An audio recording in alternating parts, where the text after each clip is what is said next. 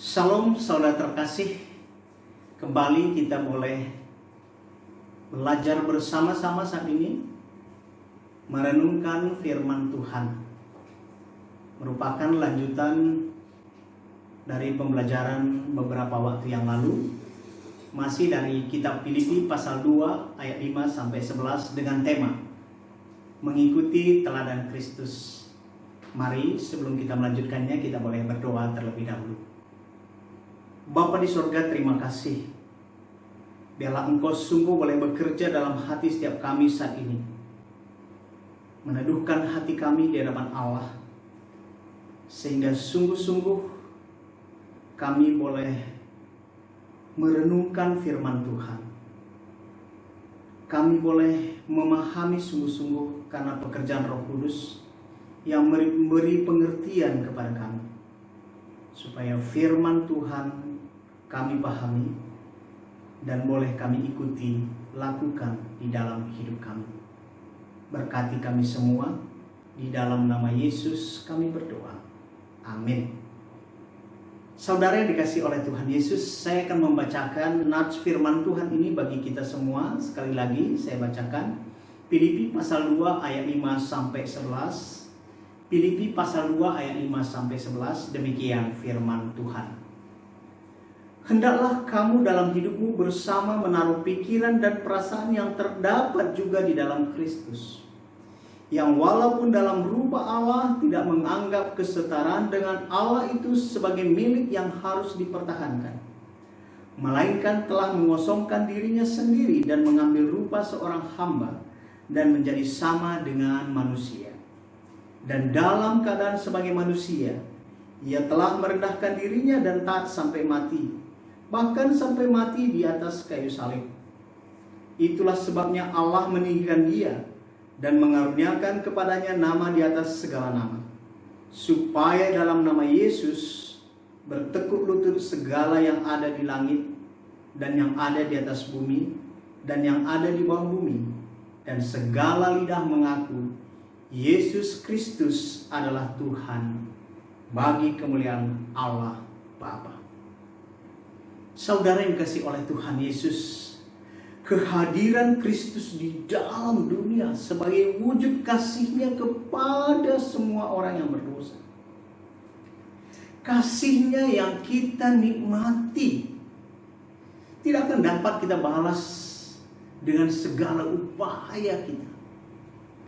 Pengorbanannya yang begitu besar dengan meninggalkan segala kebesarannya di sorga, bahkan dengan rela menyerahkan nyawanya di atas kayu salib demi untuk menyatakan kasih-Nya kepada manusia yang memberontak kepadanya, supaya barang siapa yang percaya kepadanya dapat diselamatkan dari upah dosa adalah maut.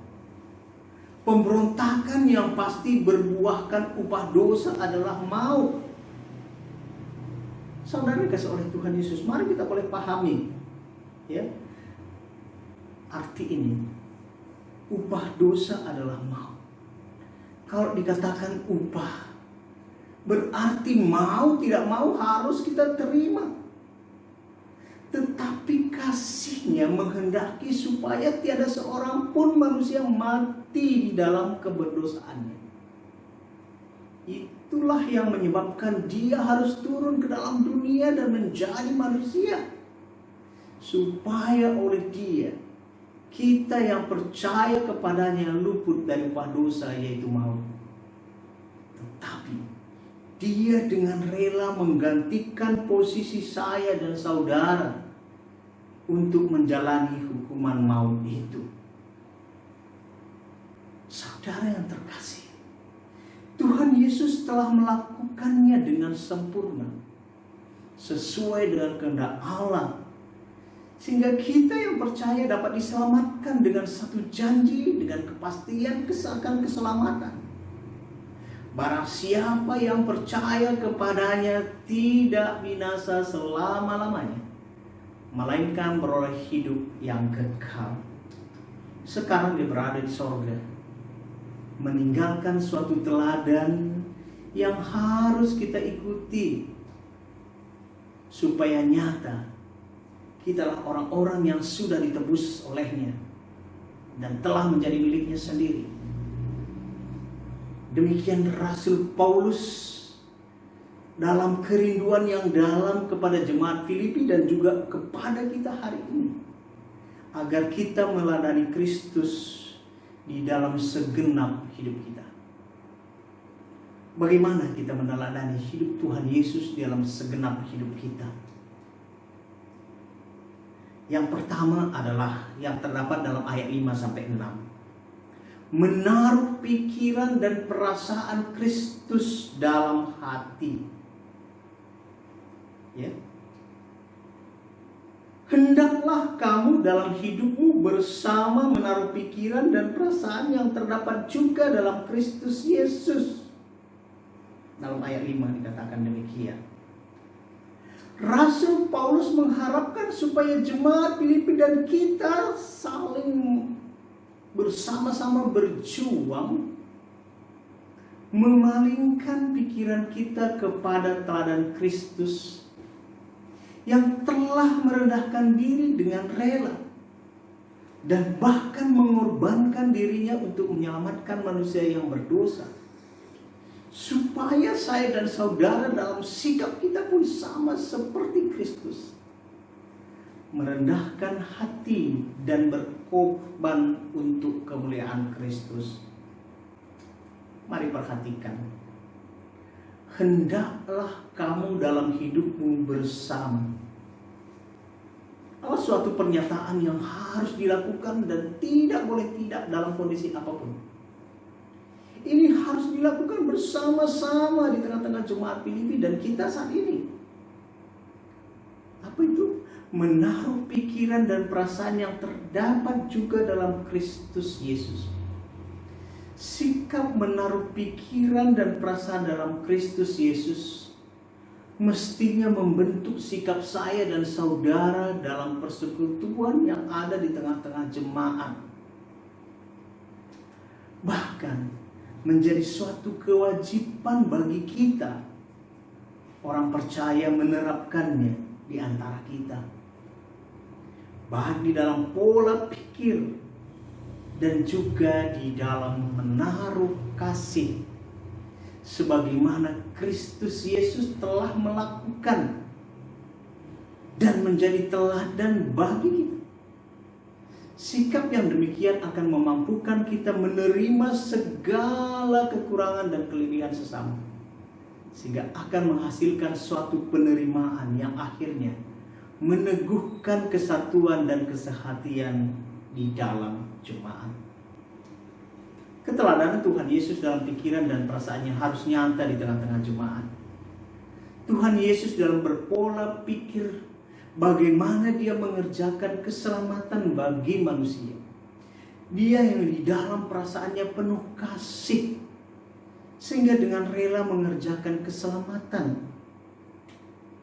Dia menanggungkan hukuman itu bagi dirinya sendiri, di dalam dirinya, dalam tubuhnya, dalam perasaannya sendiri, supaya saya dan saudara beroleh keselamatan. Inilah yang dikerjakan oleh Tuhan Yesus.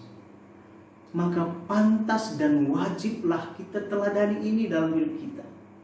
Kita yang sudah diselamatkan harus berpola pikir demikian.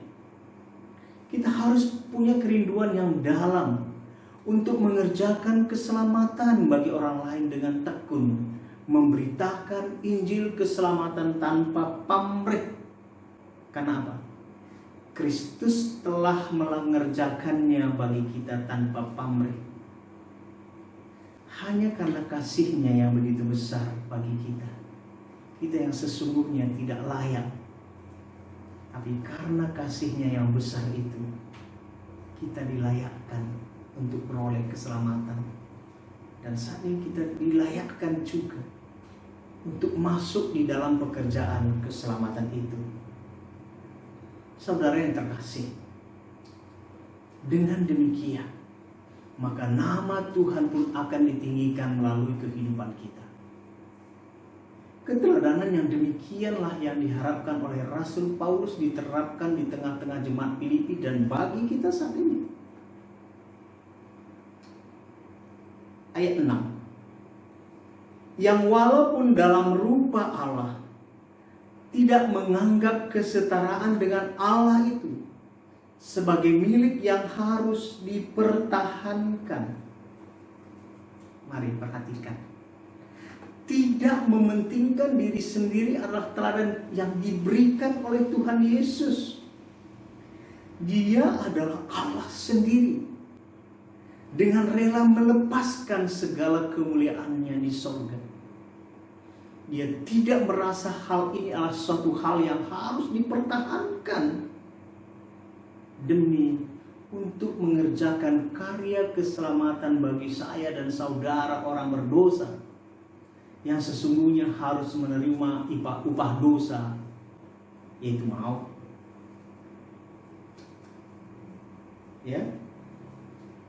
Kalimat berikutnya, kata berikutnya dalam ayat 5 ini, yang dalam rupa Allah, ayat 6 maksud saya, adalah suatu pernyataan kealahan Tuhan Yesus. Dia yang adalah Allah sendiri, tetapi rela melepaskannya dan menjadi manusia seutuhnya, saudara. 100% manusia. Dia yang maha kuasa, dengan kuasa yang tidak terbatas, mau menjadi manusia yang terbatas, dibatasi oleh kedagingan, dan harus merasakan hal-hal yang manusia rasakan. Ada rasa lapar, ada dingin, panas, sedih, kesakitan, dan sebagainya. Adalah hal yang luar biasa terjadi dalam pribadi Tuhan Yesus, dan dia melakukannya dengan rela. Karena apa? Karena kasihnya yang besar bagi kita manusia yang berdosa. Saudara, kata berikutnya adalah kesetaraan dengan Allah. Kesetaraan dengan Allah adalah natur daripada Tuhan Yesus yang melekat sesungguhnya dalam dirinya. Tapi dia dengan rela melepaskan statusnya ini, dan tidak menganggapnya status yang harus dipertahankannya. Karena kasihnya yang demikian besar terhadap manusia, supaya oleh dia saya dan saudara yang percaya diselamatkan. Suatu keharusan bagi Tuhan Yesus melakukan semuanya itu, karena dia tahu ada keterbatasan manusia yang tidak akan pernah mampu melepaskan diri daripada dosa adalah maut. Dia dengan kasihnya yang besar meninggalkan segala kebesaran dan kemuliaannya demi keselamatan manusia. Perbedaan yang nyata antara Adam dan manusia Kristus adalah Adam adalah ciptaan dan tercipta dalam keadaan tidak berdosa, tetapi punya kehendak bebas untuk taat atau tidak taat. Dan apa yang terjadi? Adam memilih untuk tidak taat. Sedangkan manusia Kristus yang memang lahir bukan dalam kondisi berdosa dan tidak berdosa dan tidak pernah berbuat dosa. Dia adalah Allah sendiri yang menjadi manusia dan bukan berasal dari benih manusia, tetapi oleh kuasa Roh Kudus melalui firman yang menjadi manusia. Matius 1 ayat 18, saudara bisa baca, dan Yohanes 1 ayat 14. Sehingga status inilah yang memenuhi seluruh syarat untuk menjadi korban penghapus dosa. Inilah status dari Tuhan Yesus, sehingga dia memenuhi syarat sebagai juru selamat bagi manusia. Yang kedua, saudara, teladan yang harus kita ikuti apa? Ayat 7 dan 8. Menjadi hamba yang taat. Ayat 7. Melainkan telah mengosongkan dirinya sendiri dan mengambil rupa seorang hamba dan menjadi sama dengan manusia. Tuhan Yesus yang dengan rela mengosongkan segala kesetaraannya dengan Allah agar tubuh manusianya dapat melekat dalam dirinya. Dia yang adalah Tuhan sendiri dapat menjadi hamba dan menjadi sama dengan manusia. Karena tujuan utama dia adalah menyelamatkan umatnya dari dosa mereka. Matius 1 ayat 21. Kalau kita perhatikan ayat 7 ini, saudara, ada 3 hal yang dilakukan oleh Tuhan Yesus sebelum dia mengerjakan keselamatan bagi manusia. Apa itu? Mengosongkan dirinya dari kemuliaannya. Ya. Yang kedua, memilih bertindak sebagai hamba ketimbang sebagai Tuhan. Yang ketiga, mengenakan dengan rela pada dirinya tubuh kemanusiaan. Ketika tindakan ini dimaksudkannya agar dia dengan sempurna dapat menggantikan posisi saya dan saudara. Tindakan mengosongkan dirinya adalah meniadakan kealahannya dengan menelanjangi diri dengan kemuliaan Allah, sehingga membuat dirinya tanpa kehormatan ilahi sebagai natur dirinya sendiri. Dengan demikian dia dapat menjadi manusia seutuhnya. Manusia yang menjadi sasaran yang ingin dicapainya, agar dapat menggantikan posisi manusia menjalani hukuman sebagai upah dosa, yaitu maut atau kematian kekal. Kalau dia sebagai Allah dan datang dalam rupa Allah dalam kemahakuasaan dan kekudusan dan kemuliaannya, tentu tidak dapat mengalami apa yang harus terjadi seperti manusia alami, sehingga dia tidak dapat menggantikan posisi manusia, dan keselamatan manusia tidak akan dapat bisa berlangsung, saudara. Tetapi ketika dia mengosongkan dirinya sendiri dan mengambil rupa seorang hamba dan menjadi sama dengan manusia, maka dia dengan sempurna dapat menggantikan posisi manusia.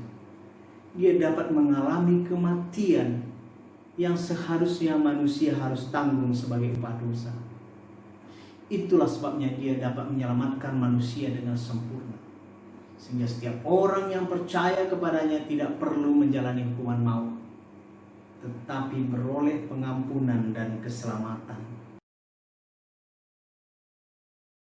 Ayat 8. Dan dalam keadaan sebagai manusia, ia telah merendahkan dirinya dan taat sampai mati, bahkan sampai mati di kayu salib.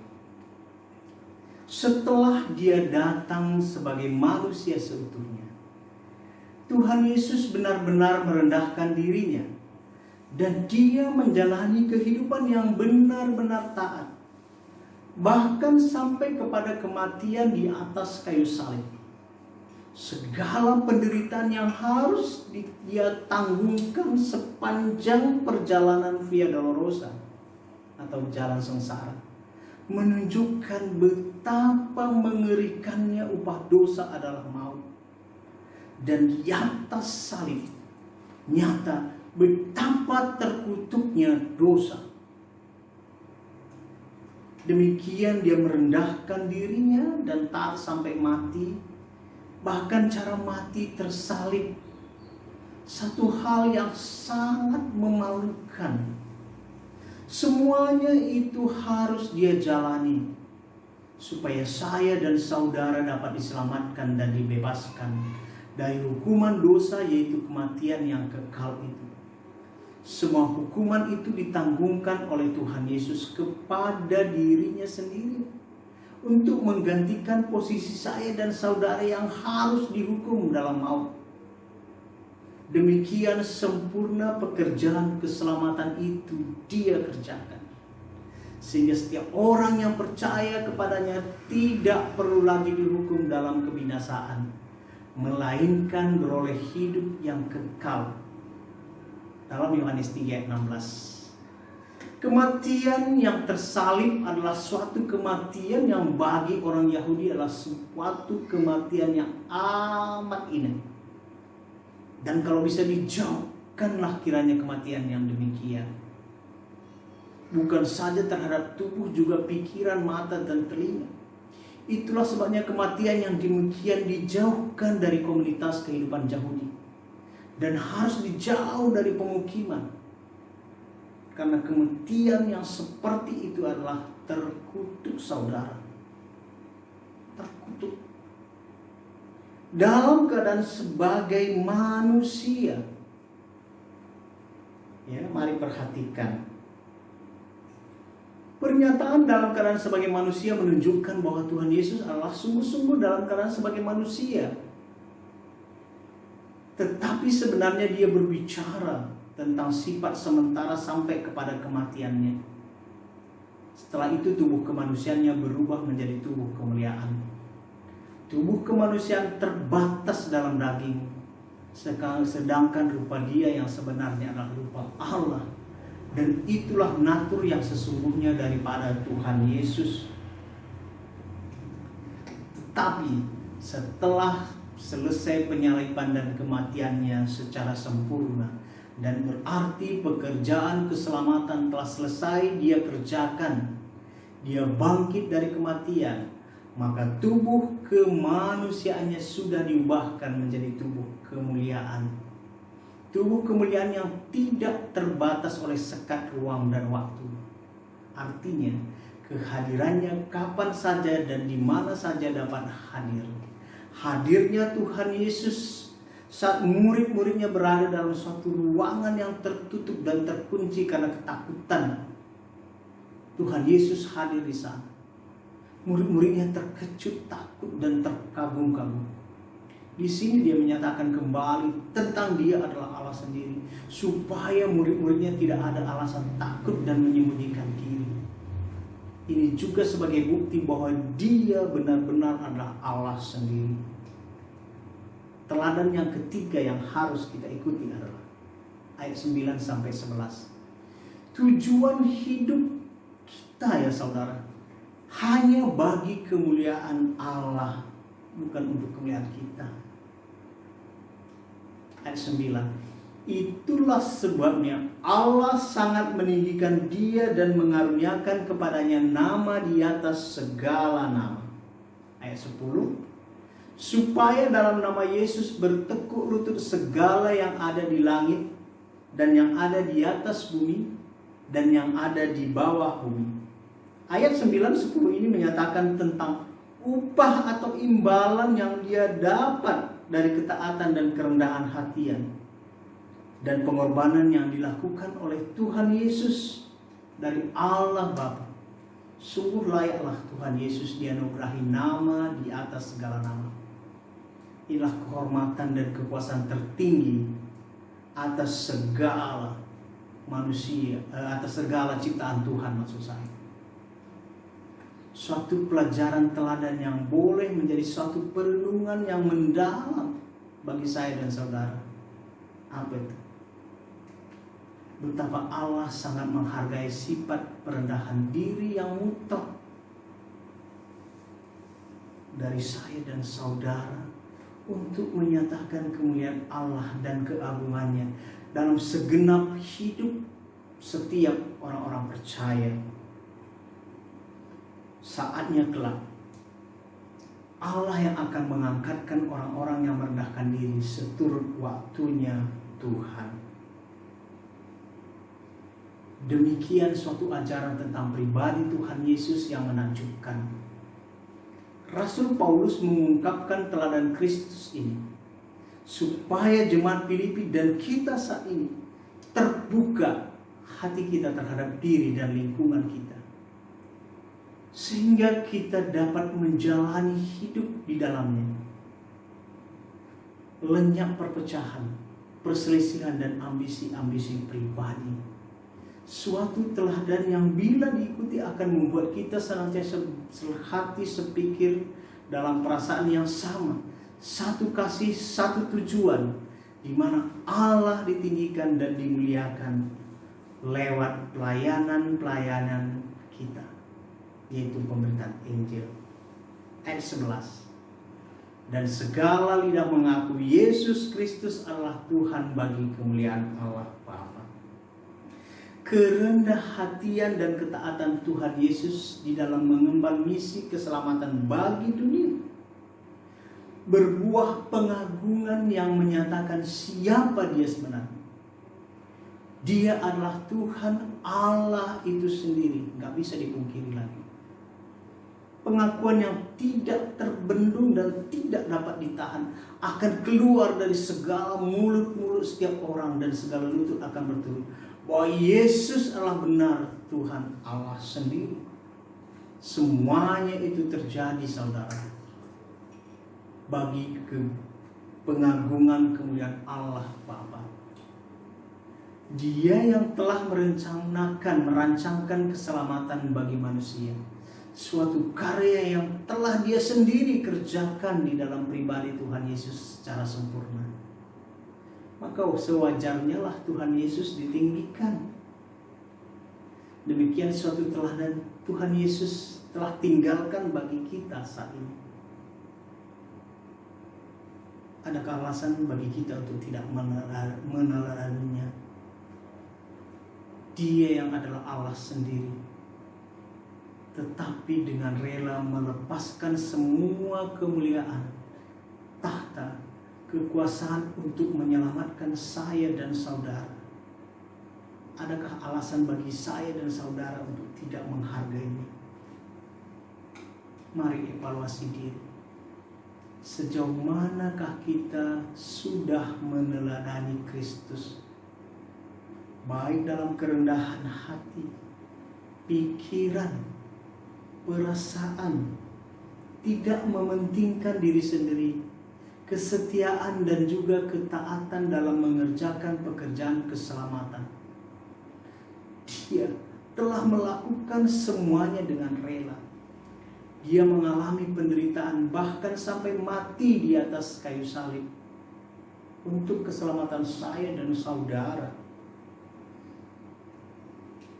Semua Dia telah tinggalkan, segala kemuliaan di sorga, untuk menyelamatkan saya dan saudara, supaya oleh Dia kita yang percaya diselamatkan. Apa yang telah kita tinggalkan bagi Tuhan Yesus?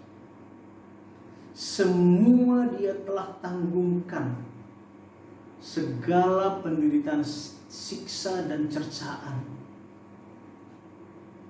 untuk menggantikan saya dan saudara yang berdosa, supaya kita tidak perlu lagi menjalani hukuman itu.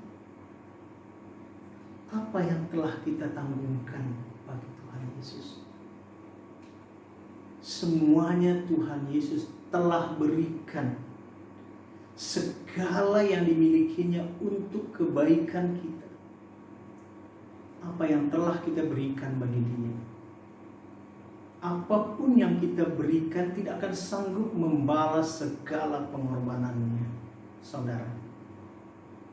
Kita akan merenungkan bersama-sama sebuah pujian untuk mengingatkan kita, untuk menyadarkan kita seberapa besar pengorbanan kita bagi Tuhan. Kalau saudara tahu pujian ini, mari kita boleh nyanyikan bersama-sama. Serahkan hidupku.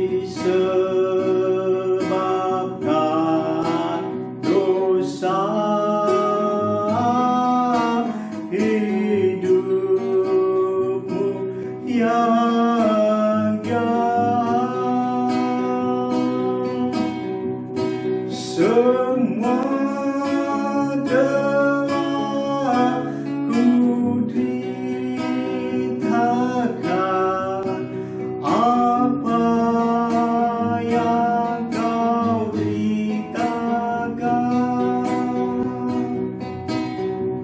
Semua telah kuderitakan, apa yang kau deritakan. Saudara terkasih, apa yang telah kita lakukan bagi Tuhan Yesus, dan semuanya itu tidak akan pernah bisa membalas segala kebaikan Tuhan. Dia hanya mengharapkan mengikuti Dia dalam sepanjang hidup kita. Kita harus mengikuti teladan Dia. Saudara, kiranya melalui renungan ini, hati kita mau dengan rela meneladani Kristus di dalam segenap hidup kita. Tuhan Yesus sendiri berpesan bagi kita, kalau engkau mau mengikut aku, sangkal dirimu, pikul salibmu, dan ikutlah aku terus menerus. Mengikut Yesus kadang harus mengalami penderitaan, tetapi itu adalah salib yang harus kita pikul. Dan Dia telah memberi teladan bagi kita, maka Dia akan memberikan kelegaan dan kekuatan bagi kita untuk menanggungkannya. Dia hadir di sana dan meneguhkan hati kita. Demikian renungan ini bagi kita. Kiranya sungguh boleh membuat kita semakin semangat untuk mengikuti Tuhan. Mari kita berdoa. Tuhan Yesus, kami bersyukur kami boleh merenungkan firman-Mu. Kami boleh diingatkan betapa Engkau telah meninggalkan teladan bagi kami. Biarlah kami belajar untuk mengikuti teladan-Mu itu, supaya hari-hari dalam hidup yang kami jalani di dalam dunia ini, hari-hari di mana kami boleh dengan semangat memberitakan Injil keselamatan. Berkati kami semua Tuhan. Terpuji Engkau. Di dalam nama Yesus kami berdoa. Amin.